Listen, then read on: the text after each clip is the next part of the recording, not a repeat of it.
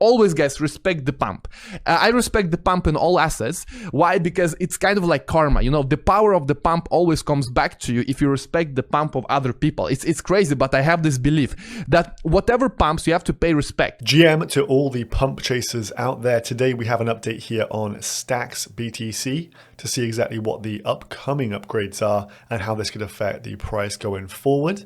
Plus, let's talk about the market right now, what has been going on over the last 24 hours as we have Bitcoin continuing to pump and some of the altcoins really moving with it. Now, if you enjoyed this one, make sure you subscribe to the channel and drop me a GM in the comment section down below if your portfolio is up. So here we have Bitcoin on a monthly time frame, and as you can see from this monthly candle is now looking rather aggressive and pretty damn bullish here.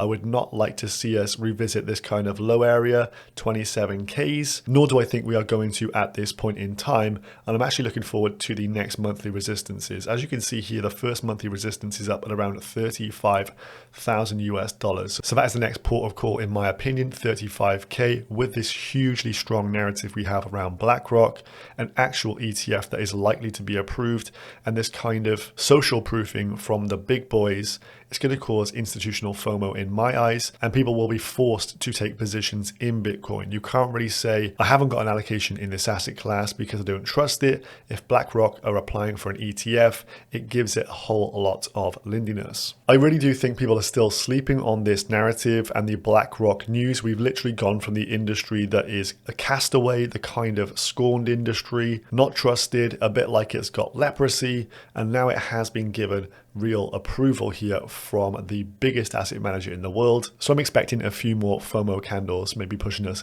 above this kind of monthly resistance. For those fellow crown enjoyers, he says expect severe continuation if/when Bitcoin closes this Friday above $29,000 and several weeks of continuation. So this is the Gausian channel he's had on his analysis for quite some time here, and the previous statement was every time we've broken into the Gausian channel and moved above the mean band whilst this has been in the red, each time we have in the past always broken above the actual Gausian channel, and quite considerably so as well. So there's been a few hairy moments here as we've really wicked to the downside here. You can see bouncing off it on a few occasions over the last few weeks, but now we have officially broken through this, and bullish continuation very much on the cards. So how the tides of change turn very quickly. Let's listen to this from Jerome Powell testifying yesterday in Congress. And it's kind of tangentially related to the Fed, but crypto and digital assets in the U.S. has got a market cap of around $1.1 trillion right now. It's been there for a bit. Do you acknowledge that this asset class has staying power in the U.S. economy? It appears to have some staying power. Of course, that 2.1 trillion was, what was that a year ago? A lot higher. Yeah, it's had some volatility in large measure due to the lack of legal clarity, and so hopefully this committee will help that quite a lot here this summer with at least two bills, one on stable coins and one on market structure, and it'll be clear not just for Congress but for regulators, including Chairman Gensler, and obviously market participants, whether they're forming the ideas or investing in the ideas or participating. So Jerome Powell even stating that crypto has seemingly some staying power to this. The Fed's Raphael Bostic stating the Fed should do all it can to avoid a substantial economic downturn. We have legitimization of the crypto industry from major talking heads in the US. And then we have economic people of influence suggesting that the markets need to pump here. How ironic, the year before the election. History shows that is typically a very pumpy year. Seems like people wish to stay in power. So in last week we have turboed from literally stablecoins depegging, Binance FUD, Coinbase FUD, embarrassing to invest in this actual asset class, a whole lot of crypto cast into the shade, and people being put into the depths of despair. But now we have BlackRock who want in, the rest of the suits also want to grab a slice of the pie, and crypto as an inevitable asset class yet again. It is pretty crazy. You can't take your eyes off this industry, because if you do lose concentration for even a shorter period as a few days, you may miss out on huge moves. And this seems to always happen with Bitcoin. The biggest moves happen just over a few days span. Then we have this last night, investment firm Valkyrie files for a spot Bitcoin ETF. So the floodgates here truly have opened. So let's talk about Stacks, the Bitcoin Layer 2 environment. What has been going on for this? What are the upgrades and why is it pumping? Well, you may have noticed that against Bitcoin, Stacks is doing very well. So it has been one of the few major outperformers in the altcoin landscape. Now, the reason for this, if you want a bit of beta to Bitcoin, this is the only real play on the market right now with decent liquidity. It is kind of the official layer 2 for the Bitcoin environment. We also like the fact that most of the tokens are already circulating, and these guys have been building out for quite some time here. If you look at the chart as well, when everyone really got bullish on this during the ordinals phase earlier in the year, it had a nice big retrace here, and it's looking like it wants to recoup some of those losses. So if Bitcoin gets up to the yearly high, which is almost at already, well, the yearly high for Stacks is around $1.20 here. Let's move over to the chart here. So what I did notice on this one, charting it out, was every time that Stacks breaks through from the resistance here at around 82 cents, the one it's come and clipped just recently here, every time it breaks through, it actually pushes up to the next resistance. So it's done that 1, 2, and 3 occasions there. This could well be the 4th over its short lifespan. So this is in essence a very pumpy coin, and once the narrative picks up for Stacks, it does really move with some speed. You may have noticed that. So currently it's sat at 85 cents. That resistance point is around 84, 83 cents, somewhere in that kind of region. The next line above is around $1.16. Now I do think there'll be a stop off on the way in the midpoint, which is around $1 even. It would make a lot of sense for people to take profits at that round number, but I think this one has some serious juice. And out of all the altcoins out there, this one seems the most reasonable play in terms of it following the Bitcoin narrative if this is a Bitcoin-led charge. Some talking points here. Ordinal space has been exploding with growth. As the ordinals market ticks up, people look for the L2 environment or the Bitcoin related environment that can house some of the real developments of ordinals. And there is developments ongoing on Stacks through their dApps to improve the user experience of ordinals. It also catches a bit of bid along with the Bitcoin halving. Bitcoin halving approaches. Stacks is the #1 alt correlated to the narrative. There's also the Nakamoto upgrade due for Q4 of this year. And we're going to have some serious DeFi on Stacks. There's going to be incentive programs as well coupled in with this, further boosting the bullish catalysts for this network. So let's talk about these 2 upgrades. On the right hand side, you have the Nakamoto release, and we also have on the left hand side SBTC.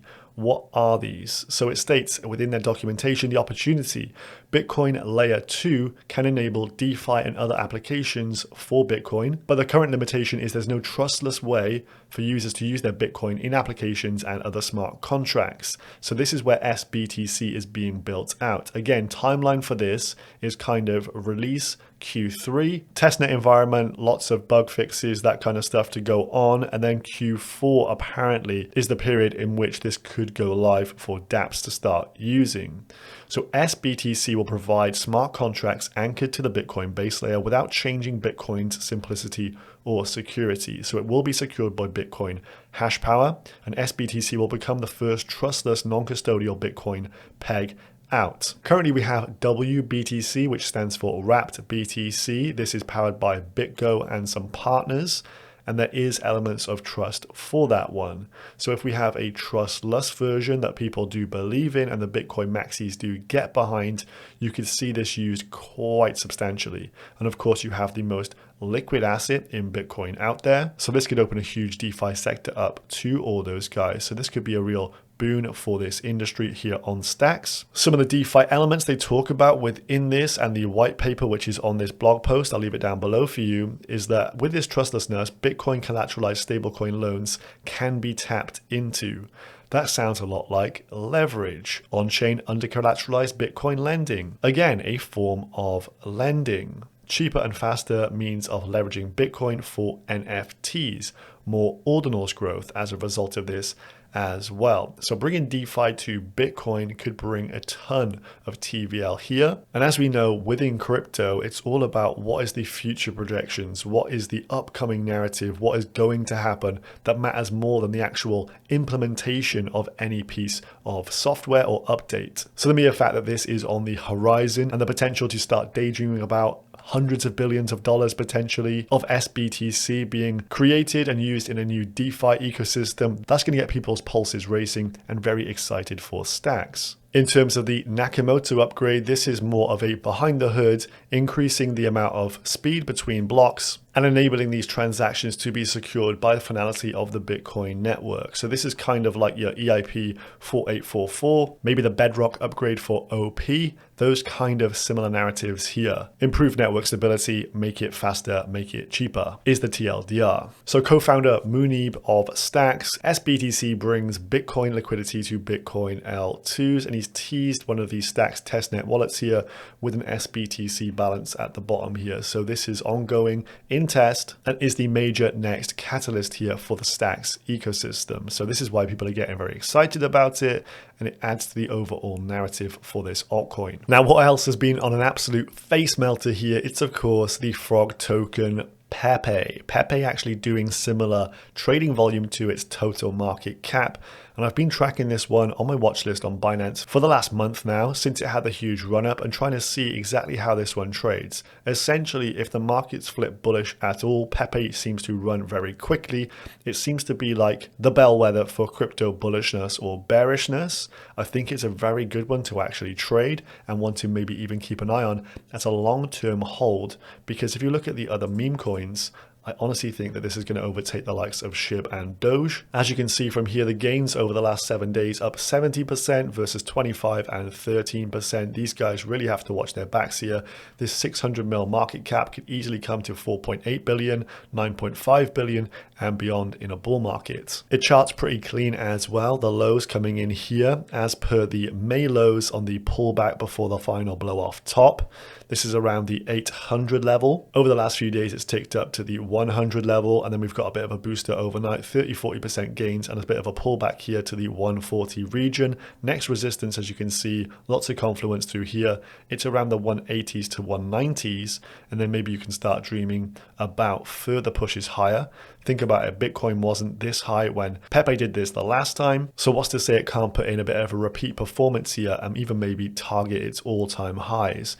Crazy as that sounds, and the amount of gains away that is from all-time highs, 170% from here. I don't think that is actually totally off the cards due to the type of investor buying this thing. They're people who don't really care about fundamentals, technicals, all that stuff. It's buy, number go up technology, and sometimes that truly is just the best tech. Now, a quick mention here for Conflux Network. This one got absolutely nuked on a few occasions. We had the arrest of the Trust Reserve team back here, and then we had even more bearishness as Bitcoin broke down. And this is just trying to recover some of these horrible red candles on the chart here. I would like to see this one at least above 30 cents in the coming week.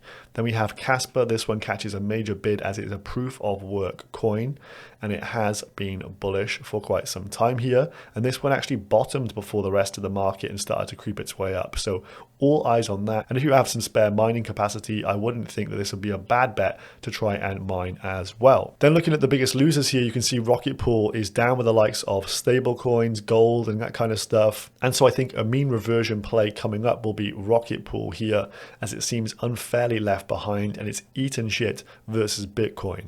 And it has, if you check the DeFi Llama stats, actually had the biggest TVL increase over the last 30 days versus the other LSDs. Lido, Frax even combined haven't had as much ETH stake with this one as this has over the last month. So a bit of a divergence between the fundamentals and the price action there for Rocket Pool. I think this one mean reverts at some point and we see this above 50 in the next week or so. Let's finish up with a few memes here. Little Moon Lambo with the lols. Me and the boys getting ready to buy altcoins. Hey brother, yeah brother, hey brother, hey brother. Hey, brother! Hey, sheepa, brother! And then one for the sidelined investors. When crypto is pumping again, but you sold everything at the bottom, literally steaming with rage. That's all for today's video, folks. Bitcoin above 30K. I will see you again tomorrow in the next one. Peace.